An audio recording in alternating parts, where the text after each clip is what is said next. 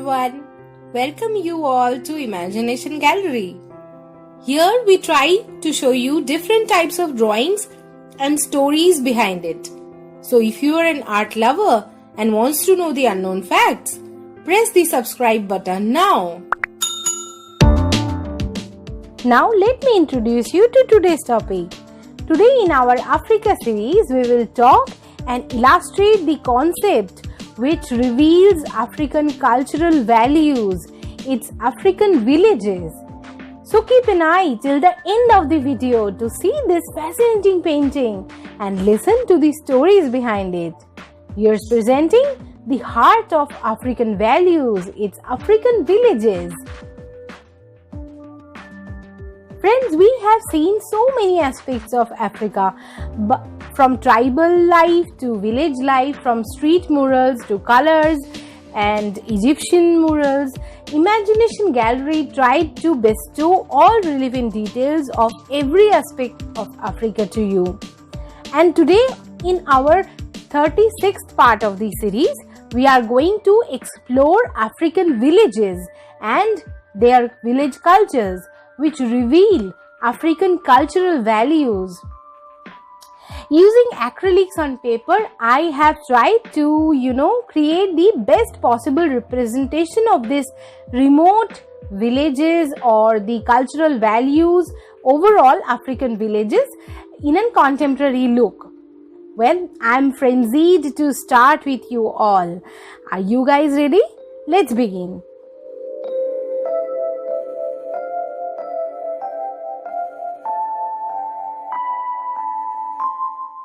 An African village consists of a settlement of several families. The settlement either is located close to a river or a stream or a well. The farmsteads of individual families seem like little villages themselves also. Terrace houses are aligned along a circular exterior wall, while on the inside granaries, a cooking area and stable are situated. Vegetables, grains and fruits are grown for their own needs. Whoever can afford it buys an ox to make the field work easier. Life is very simple over there and is determined by rainy or dry seasons.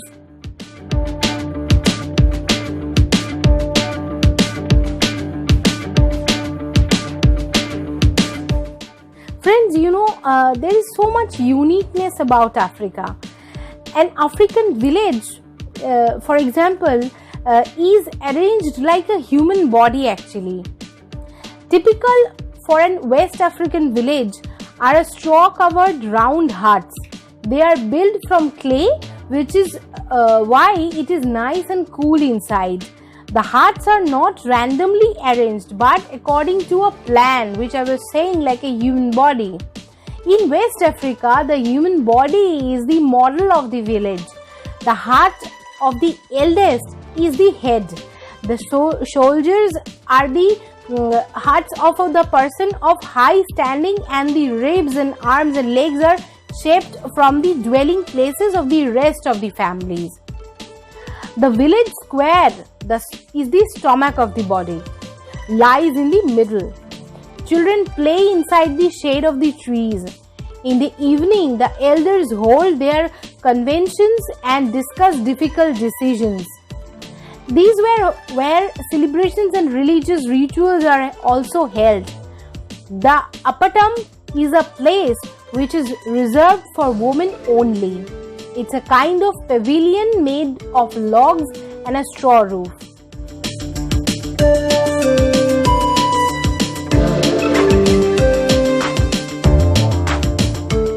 In West Africa, the history of village is ascribed to those ancestors who founded it.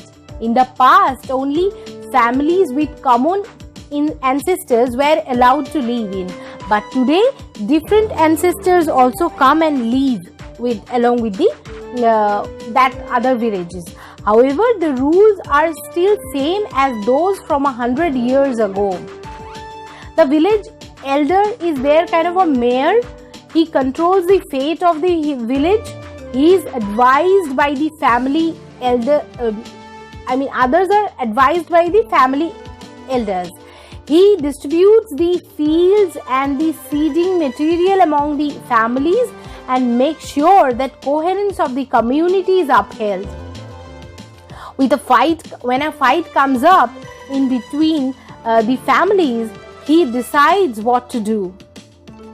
Market day, it's a very exciting for all villages, in Africa. On the market, people are surrounding regions meet.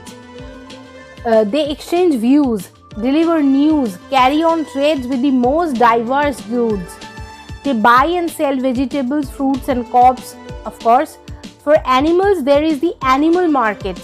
Basket work, pots, tools and fabric can also be bought in the market.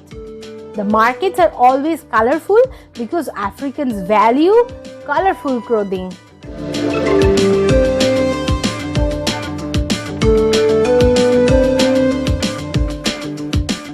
But my dear friends, what would an African village be without a Paveler hut? That's really interesting. The hut belongs to the community. It is the place where problems and conflicts are discussed and resolutions are passed. Also, law cases are resolved here. The Dogon people have a special form of their Paveler hut.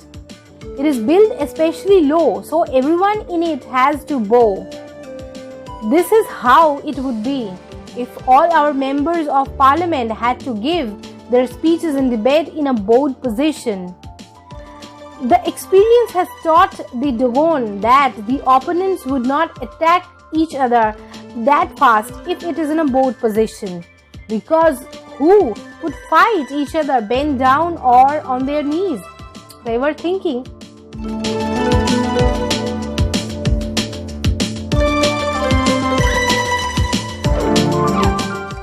Now, South African villages. South African villages are a quintessential experience of life in the country. They lie scattered across the South Africa, lived in by all kinds of folk.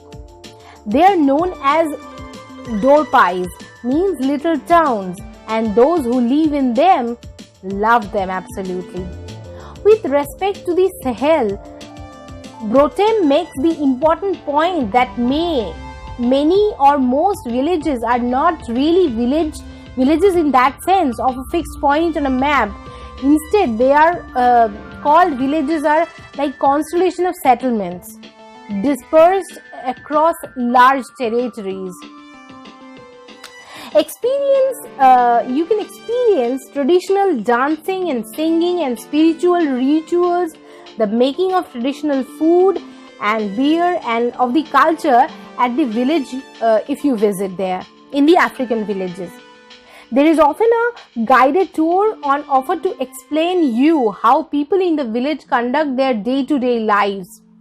At the Gooderson Duma Zulu Lodge, for example, you can watch locals make spears, shields, baskets and clay pots, have a one-to-one reading with a sangoma and experience with rhythmic drum beat and dance of the Zulus and taste Zulu beers. The Bosto Cultural Village has an art gallery, curio shop and restaurant and offer an herbal walking trail.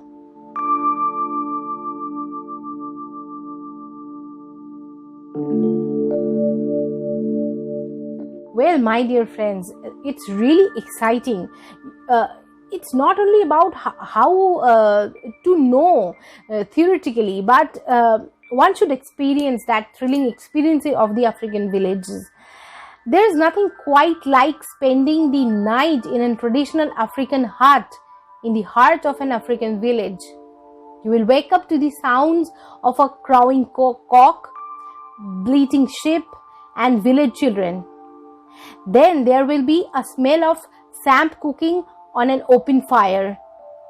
The best way to experience South Africa's or any African tribal cultures is to stay in traditional African accommodation in the African villages in one of the many cultural villages that can be found around the country, around the continent. Well, As I say, there is so much to discover in Africa. There's so much different aspects. We will know the lesser known facts about the Africa also. And we will do that for you only. And I know you all are with us. Let this be one family. Let's color the life with Imagination Gallery.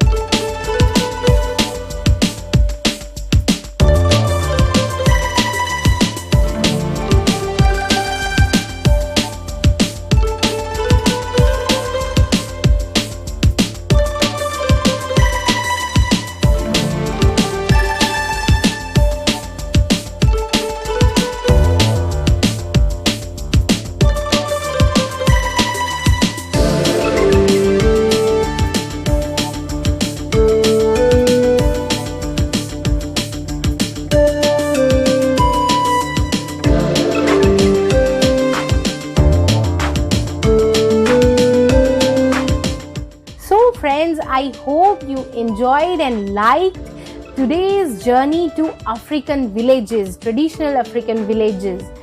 Convey your feedbacks and suggestions about our drawing session here in the comment box. So if you like our drawing session and you want to know about different illustrations and paintings and stories behind it, then do not forget to subscribe our channel. Here is wishing you a sterling weekend. Stay safe and take care of yourself, my friends. Bye bye.